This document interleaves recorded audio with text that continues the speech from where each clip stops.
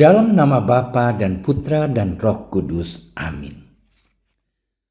Allah Bapa kami, sabdamu adalah pelita, penuntun langkah kami, dan obor penyuluh jalan kami.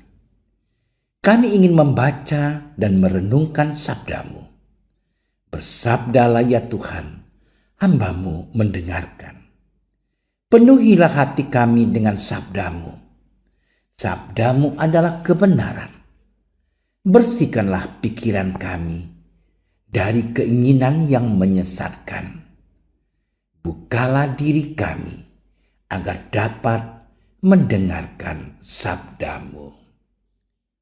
Amin.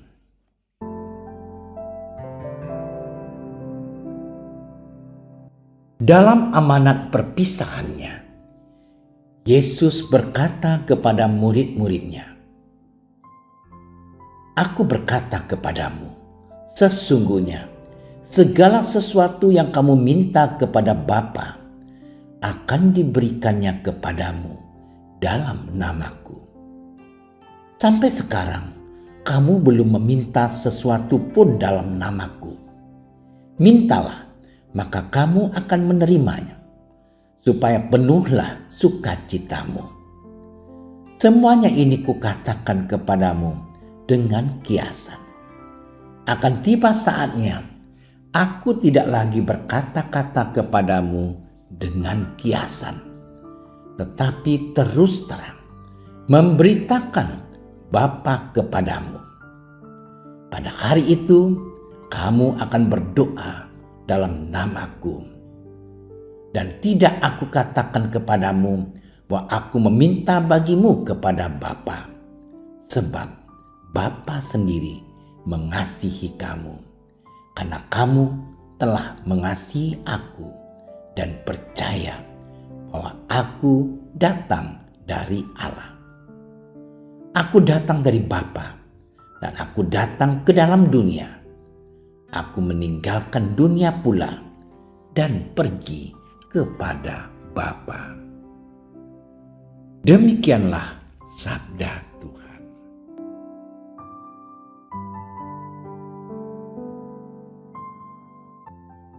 Saudara-saudariku yang terkasih, sering Yesus mengajar menggunakan kiasan atau perumpamaan yang terkadang tidak dimengerti oleh kebanyakan orang. Orang cenderung bertanya, apa yang dimaksudkan oleh Yesus melalui perumpamaannya. Yesus ingin mewartakan kabar keselamatan yang datang dari Allah melalui perutusannya ke dunia. Sama seperti para murid, kita juga sering tidak cepat tanggap bila diberitahu atau diberi nasihat dengan menggunakan kiasan. Ada kalanya kita lebih mudah mengerti dan cepat tanggap bila mendengarkan langsung apa maksud dan tujuannya, karena kita tidak biasa mendengarkan kata-kata kiasan. Saudara-saudariku yang terkasih, perkataan dan pewartaan Yesus mengenai kasih Bapanya mengundang kontroversi bagi banyak orang. Kasih Allah kepada manusia begitu nyata dalam kehidupan konkret kita. Yang menjadi masalah adalah apakah kita setiap saat peka dan sadar akan kasih Allah.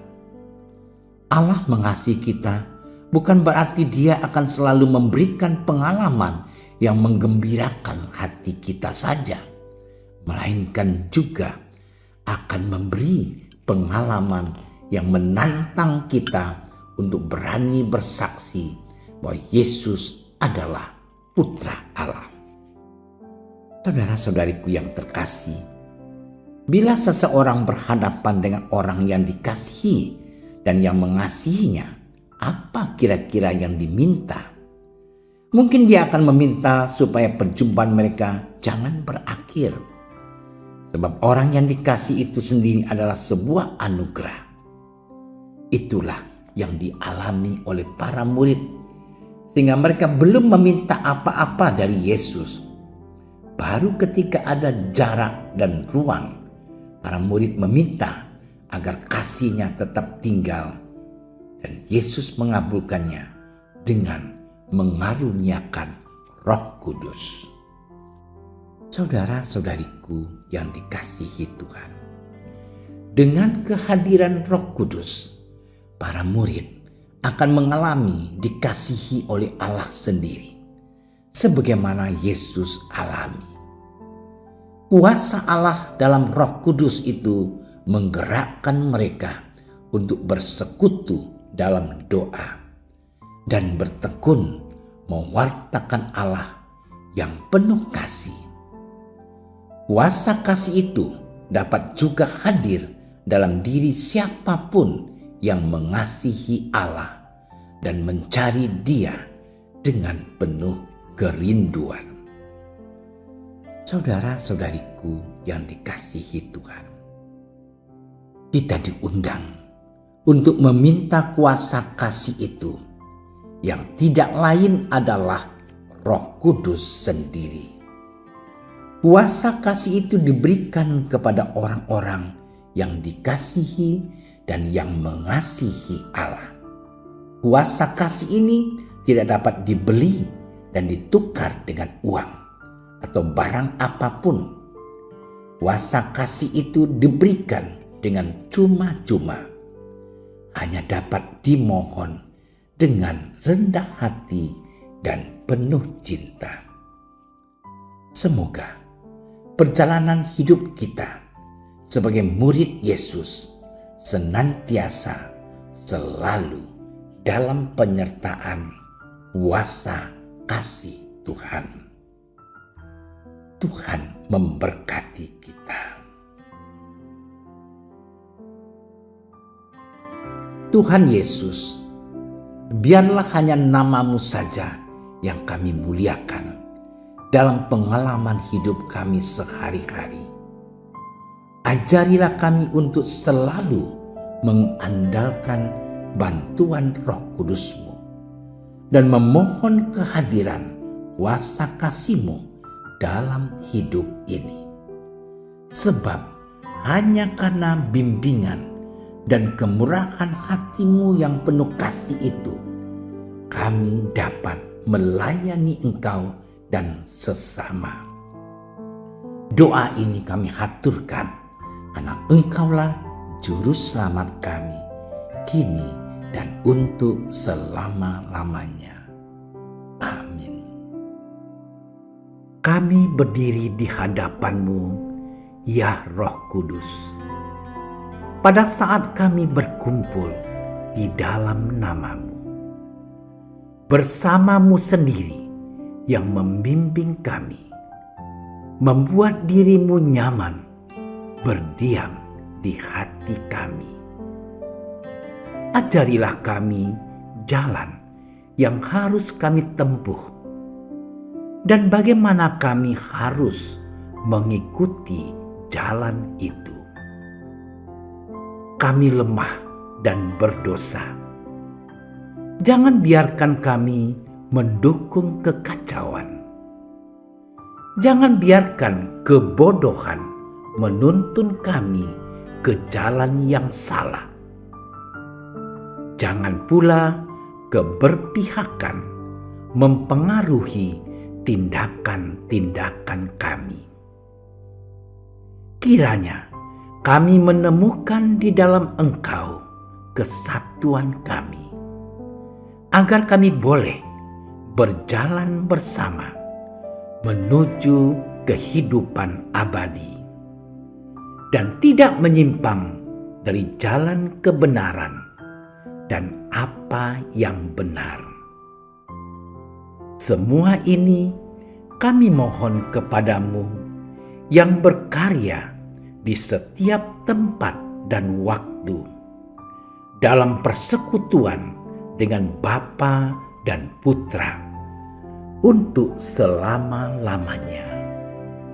Amin.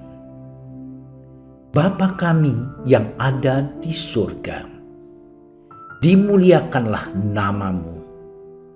Datanglah kerajaan-Mu. Jadilah kehendak-Mu di atas bumi seperti di dalam surga. Berilah kami rezeki pada hari ini, dan ampunilah kesalahan kami, seperti kami pun mengampuni yang bersalah kepada kami. Dan janganlah masukkan kami ke dalam percobaan, tetapi bebaskanlah kami dari yang jahat. Amin. Salam Maria, penuh rahmat, Tuhan sertamu. Terpujilah engkau di antara wanita, dan terpujilah buah tubuhmu Yesus. Santa Maria, Bunda Allah, doakanlah kami yang berdosa ini, sekarang dan waktu kami mati. Amin. Kemuliaan kepada Bapa dan Putra dan Roh Kudus, seperti pada permulaan, sekarang, selalu, dan sepanjang segala masa. Amin. Dalam nama Bapa dan Putra dan Roh Kudus. Amin. Terima kasih sudah menyaksikan renungan hari ini. Jangan lupa like, subscribe, dan aktifkan tombol loncengnya agar Anda yang pertama mendapatkan notifikasi updatean renungan harian dari Komsos Keuskupan Padang. Dan bagikan ke sosial media agar saudara-saudara kita dapat mendengarkan dan merenungkan firman Tuhan.